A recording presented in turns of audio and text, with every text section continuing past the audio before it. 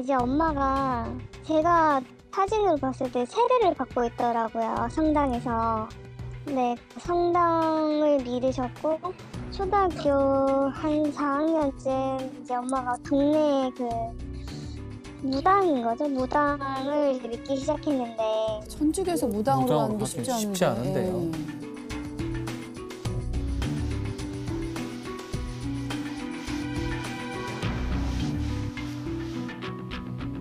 엄마, 우리 이제 집 가자.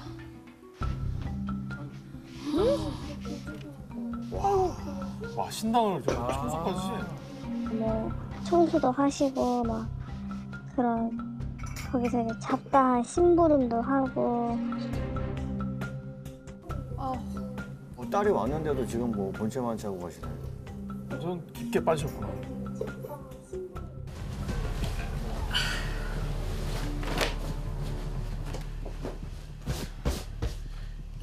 집에 가서 아빠 밥 좀 차려드리고 청소하고 있어. 누구 옷을 다림질 하시는 거지? 저희가 자식인데 이제 그 무당 자식이 아들이 둘 있었는데 그 아들을 거의 키우다시피 하시고. 아우 너무. 그러니까 엄마를 뺏긴 거네. 그러니까.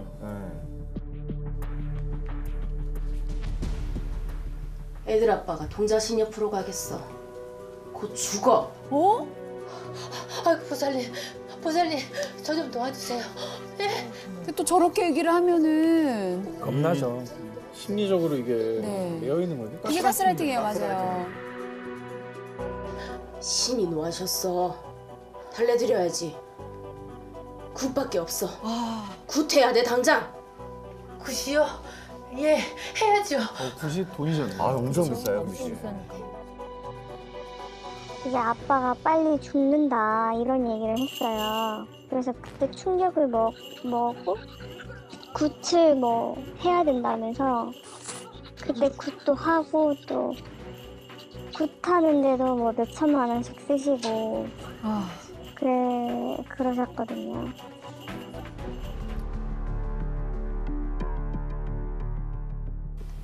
내가 새로 신전을 꾸미려고 하는데 돈이 아주 조금 부족하네. 제가 가진 게 얼마 없는데. 괜찮아. 성의만 있으면 되지.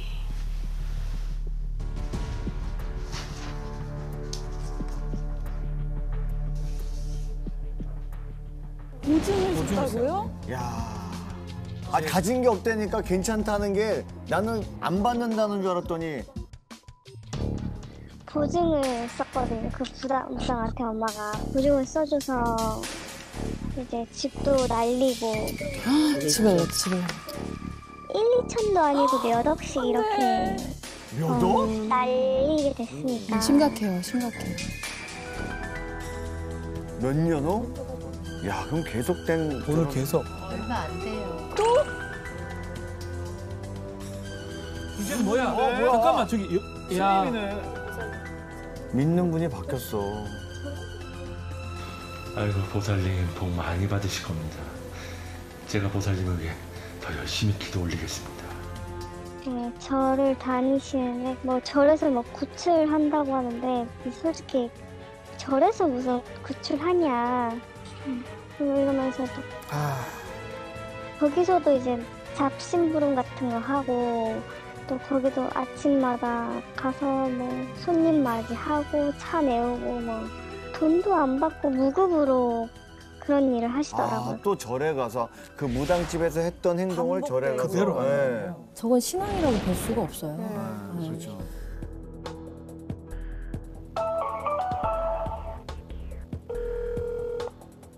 전화를 받을 수 없습니다. 신호음을 듣고 메시지를 전화 안 받는다. 스님이 돈 가져가서 지금. 스님 무슨 일 있으세요? 왜 이렇게 연락이 안 되세요?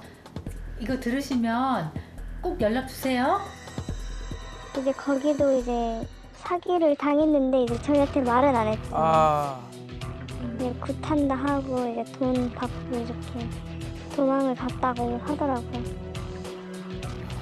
얼마나 답답했을까?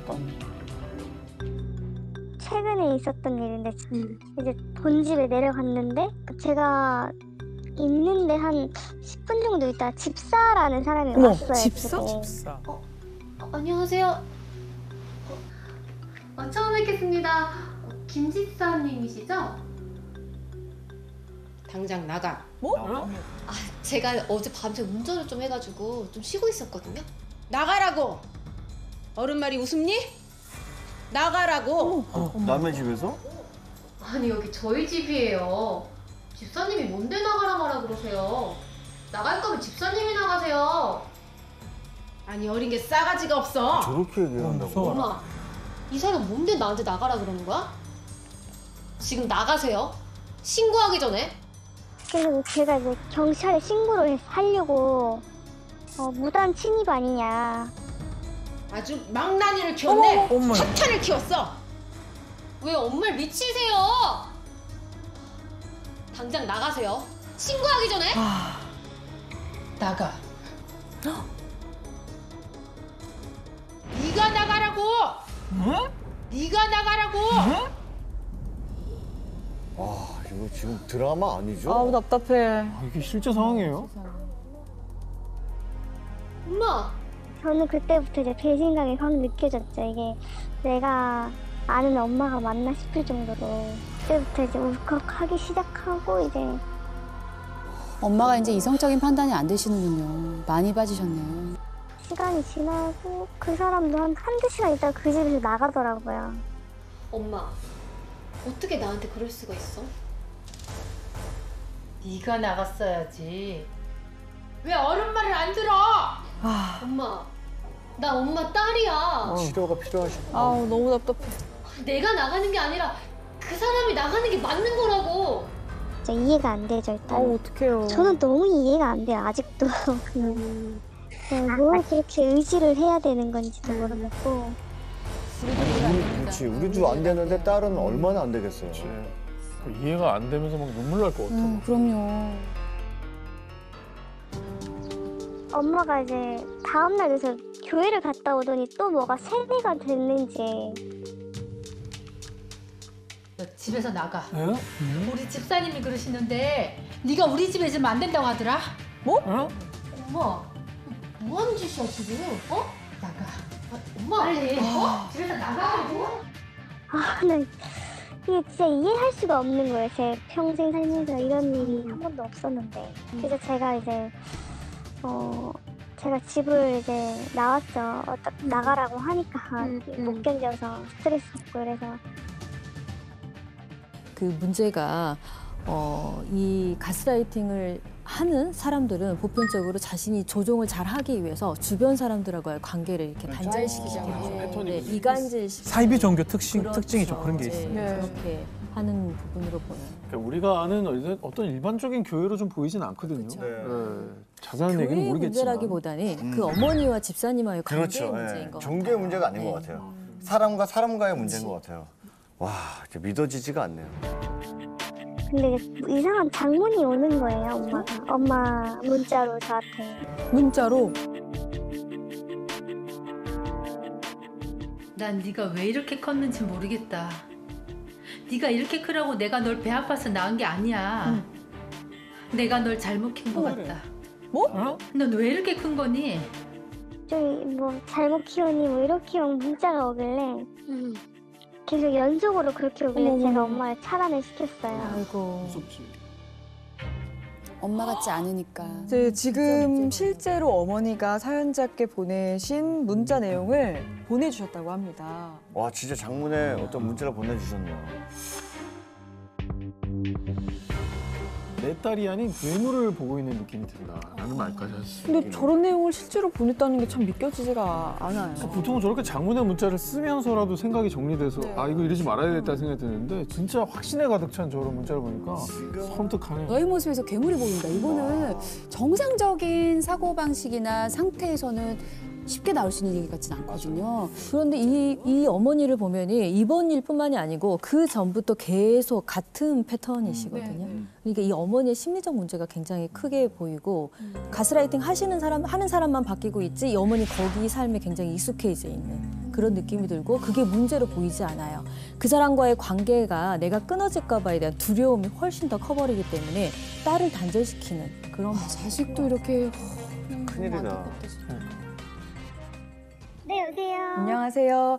네, 너무 안타까웠어요. 이게 사실은 무조건적인 내 편인 사람이 엄마라고 우리가 생각을 할 텐데 네. 그런 엄마가 이제 너무 다른 곳에 많이 빠져 있어서 혼자서 되게 외로운 싸움을 계속 하셨었던 건 아닌가라는 생각이 들어서 제가 좀 언니로서 이렇게 좀 막 안아주고 싶다라는 생각도 들거든요. 예. 네.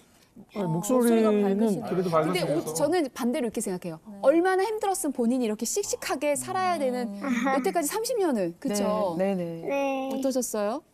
사실 이런 내용을 누군가한테 고민을 상담할 사람이 아무도 없었거든요. 혼자서 강해져야 살아갈 수 있다는 걸 이제 집을 이제 없어지고 막 이런 것들을 보고 나니까 강해질 수밖에 없더라고요. 혹시 지금 어머니랑 연락을 하고 계세요? 아니면 안 하고 계세요? 지금 연락 안 하고 있어요. 예, 그 장문의 문자 저희도 봤는데 굉장히 충격적이었습니다. 그 문자를 딱 받으셨을 때 심정이 어떠셨는지요? 그냥 모든 게 다 쿵 떨어지는 그런 느낌? 대화도 안 되고 제 말은 안 듣더라고요. 그러면 이제 어머니께서 이번 그 교회에서는 헌금이나 금전적인 문제는 아직까지 좀 있으신 건지 걱정이 좀 되거든요. 지금 교회 다니는 곳에서는 얼마를 내고 그런 거는 전혀 저한테 금액적인 얘기는 안 하고 근데 뭐 임플란트 한다고 해가지고 돈을 보내줬는데 이번에 가서 보니까 임플란트를 안 했더라고요. 그래서 이 돈이 또 설마 저는 이제 또 이제 교회로 이제 돈을 냈나 이런 또 생각이 들더라고요. 예. 이제 아버지가 일을 하시다가 다치셔서 장애 등급을 받으셔서 네, 한 달에 이렇게 수당 나오는 걸로 근근히 이제 생활을 하고 계시는데 또 이제 그 돈에서 뭐 11조라고 하나요? 뭐 돈을 낸다고 하는데 그거를 아빠는 교회 가기 싫은데 이제 끌고 간대요. 일요일에. 또 아버지 모시고 가는구나. 지갑에 있는 뭐 현금 같은 거는 다 낸다고 하더라고요. 아마 지금 굉장히 막 복잡스럽고 막 머리가 아프고 그래서 지금 이제 어머니가 조금 멀어지고 있는 시간이 된 것 같은데 그래도 어머니의 관계가 어떻게 되길 바라시는지 한번 여쭤보고 싶습니다. 네. 진짜 이번이 마지막이라고 생각을 해요. 정말 이게 연을 이어갈지 또 이렇게 그냥 인연을 끊어야 될지 솔직히 말하면 그냥 평범하게 정말 엄마와 딸 사이가 되고 싶죠. 그냥 엄마를 찾고 싶은 거죠, 내 엄마. 그럼요. 여느 그냥 모녀들처럼 그렇죠. 네, 정말 평범한 그런 가정이 되고 싶죠. 저도 사실 정답이 뭔지 모르겠어요. 너무 답답한 그냥 마음뿐이에요. 나가. 왜 어른 말을 안 들어? 엄마, 나 엄마 딸이야.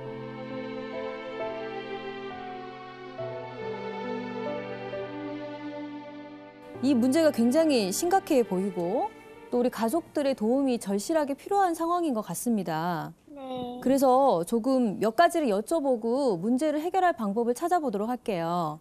네. 어머니 결혼 전에 가족 관계가 좀 어떠셨는지. 조금 불우하셨다고 얘기는 들었는데 네. 태어나서 이제 친어머니를 얼굴을 못 봤다고 하셨거든요. 네, 이렇게 사랑을 못 받고 자라셨고 네. 이제 새어머니가 오셨는데 네. 그 연탄 집게로 많이 맞았다고 매일같이 맞았다고 하더라고요. 이 사연자님의 아버님의 성향은 좀 어떠세요? 많이 무뚝뚝하시고 엄마한테도 이렇게 따뜻한 모습보다는 이렇게 많이 싸우고 네, 그런 모습을 많이 보여주셨어요. 그러셨군요. 그 우리 어머니께서 학대당하는 경험과 또 삶이 굉장히 지치고 힘들고 또 결혼을 막상 했는데 따뜻하지 않은 남편을 만나고 네, 그러다 보니까 삶이 지쳤을 거예요. 근데 그런 지친 상황에서 자신을 위로하고 도움을 줄 수 있는 사람들을 찾게 돼요, 사람들은. 근데 그때 이런 분들이 계속 나타나면서 우리 어머니 옆에 머물렀던 것 같아요. 그래서 그 사람들을 의지하고 그 사람이 의지하는 그 힘으로 지금까지 살아가고 계신 것 같아요. 그러니 자신이 가지고 있는 돈이 아깝거나 자신이 가지고 가서 몸으로 봉사를 하거나 이런 모든 것들이 하나도 안 아까운 거예요. 사연자님 과거에 뭐 다양한 일로 이제 그 집안에 빨간 딱지도 붙은 적이 있으셨고요. 또 이번에는 아버지 사고로 인해 나온 보상금마저 다 어머니께서 또 헌금해 버리시지 않을까 이런 걱정이 굉장히 크신 걸로 알고 있는데 많이 우려가 되시는 상황이신 거죠? 그쵸. 가장 큰 문제가 이제 돈이죠. 특히나 이제 아버지가 약간 연세 있으시다고 하셨고 몸도 또 편찮으시다고 하셨잖아요. 네. 어찌 보면 이 보상금이 어머니 아버지의 노후 자금인데 이건 꼭 지켜야 될 것 같거든요. 혹시 이 재산 같은 게 누구 명의로 많이 되어 있습니까? 아버지 명의로 되어 있어요? 지금 이사한 곳은 공동 명의로 했다고 하시더라고요. 아, 부동산은 공동 명의? 네네. 나머지는요? 반반으로 이렇게 있는 걸로 아는데 네. 그냥 엄마는 거의 없는 것 같아요. 그러면 지금 말씀대로라면 아버지한테 말씀을 드려야 됩니다.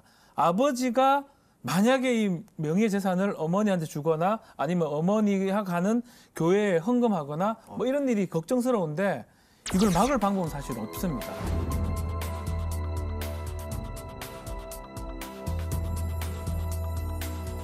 그렇기 때문에 지금 사연자님이 아버지하고 또 오빠도 계시니까 그 얘기를 좀 해야 될 것 같아요.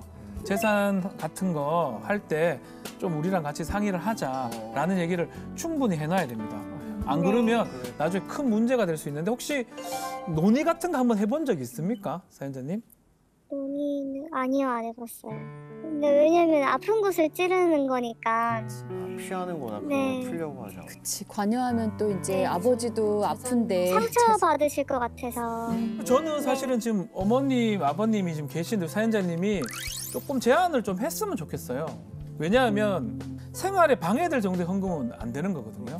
또 마찬가지로 뭐 모든 재산을 자식들한테 상속할 이유는 없지만 그렇지만 우리 법상으로는 일정 부분 주도록 돼 있는 거고 그런 거라면 미리 조금 증여가 가되 다만 이제 그 증여를 믿을 수 없다 그러면 조건을 좀 걸어 놓는다든지 이런 말씀을 사연자님이 어머님하고 아버님하고 좀 같이 했으면 어떨까 제가 제안을 좀 드리겠습니다. 그러니까 요거를 이제 아다르고 어다른데 엄마 아빠의 노후 준비를 요렇게 이렇게 하는 방법이 있대라고 접근하는 게 어떨까 싶어요. 여기 딱 좋아요. 저같이 변호사들은 못되게 이렇게 얘기를 하는데 좀 애둘러서 얘기를 할 수 있으면 재산 얘기 분명히 해야 됩니다.